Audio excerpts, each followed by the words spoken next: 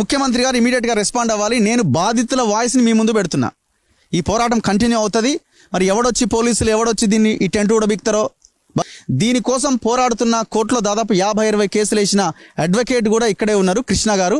ఆయన అలుపెరగని పోరాటమే చేస్తున్నాడు. దీనికి ఎంక్వైరీకి ఆదేశించాలి ఇమీడియట్ గా.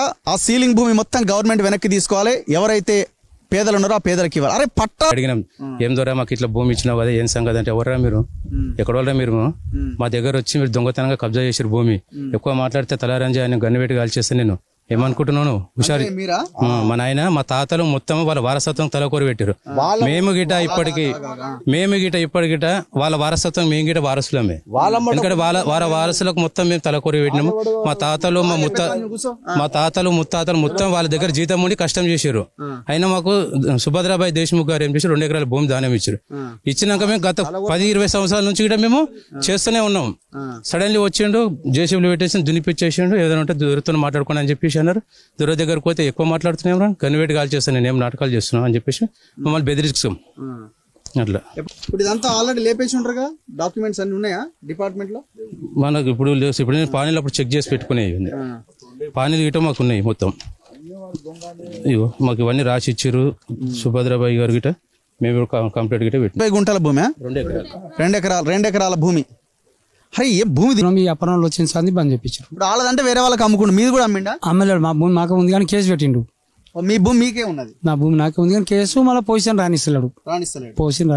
అసలు ఆ ప్లేస్ లో గోడ పెట్టారు వద్దంటే కూడా. మా ఎంత ఉందో అంత పొడి ఇప్పించాం. ఆడికెళ్ళి పోలీసు వాళ్ళని పెట్టేసి ఆ గోడ పెట్టేసి వాళ్ళు. ఎప్పుడు అనలేదా నాకు అమ్మేయి, మరి నేనే ఎంత కొంత తీసుకుంటానో లేకపోతే నీకు డబ్బులు? నాతో తీసుకుంటే ఎంత తీసుకున్నది 1 కోటి రూపాయలు. పక్క కాదే సైట్ లో ఎంత ఉంది, 25 కోట్లు 30 కోట్లు ఉంటుంది. మాకు అంత ఎవరెవరి మీద కేసులు పెట్టిరు ఇక్కడ? ఆ భూమి మీద కేసులు ఉన్నాయి. కేసులు ఉన్న వాళ్ళ మీద చేయొద్దండమ్మ ఎవరు? వీళ్ళందరి మీద కేసులు పెట్టిండు. గత 7 సంవత్సరాలే మా తాత కుదిరిన 38.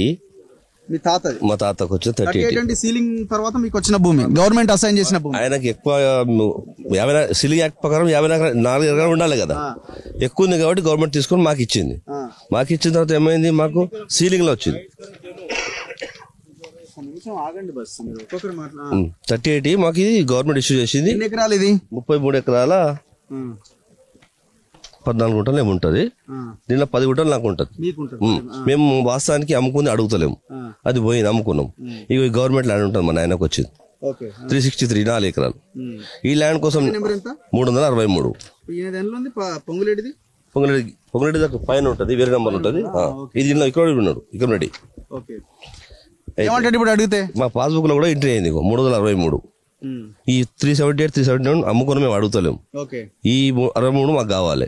నా 10 గుంటల ఈ 38 ఉంది కదా, 10 గుంటలు ఇక్కడ ఉంది నాకు. నేను బౌండరీ పెట్టుకున్నా. ఆ బౌండరీలోకి వెళ్తే నా మీద 7 కేసులు పెట్టి, రౌడీ షీట్ పెట్టి, పోలీస్ స్టేషన్ లో ఫోన్లన్నీ గుంజుకొని 3-4 గంటల లోపల కూర్చోబెట్టి కొట్టిస్తా అని చెప్పేసి సిఐలు ఎస్ఐలు అప్పట్లో గత 5 ఏళ్లకి జరిగిన ఘటన ఇది. అప్పటి నుంచి కేసులు అవుతానే ఉన్నాయి.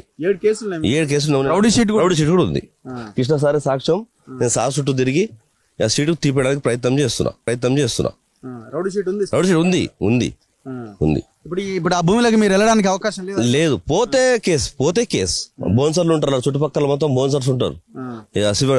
కంపెనీ డ్రెస్ వేసుకుంటారు కానీ బోన్సర్ వాళ్ళు బీఆర్ గుండాలు. మొన్న మా కొండపల్లి టర్నింగ్ 100 దిగిరా మీరు, అక్కడ ఒక చెక్ పోస్ట్ ఉండేది. మేము నేషనల్ కమిషన్ ఢిల్లీకి వెళ్ళి ఆ సార్ రిక్వెస్ట్ చేస్తే ఆయన మన ఏసీపీ గారికి సిఐ గారికి చెప్తే ఆ చెక్ పోస్ట్ మొన్న రీసెంట్లీ 3 రోజుల కింద తీసారు. ఇప్పుడు గవర్నమెంట్ మారింది కదా, మీకేమి అవకాశం? తెలంగాణలో న్యాయం జరగలేదు కాబట్టి కాంగ్రెస్ జరుగుతుందని అనుకుంటున్నాం, కానీ ఇప్పటిదాకా ఎవరు కూడా పట్టించుకునే దాఖలాలు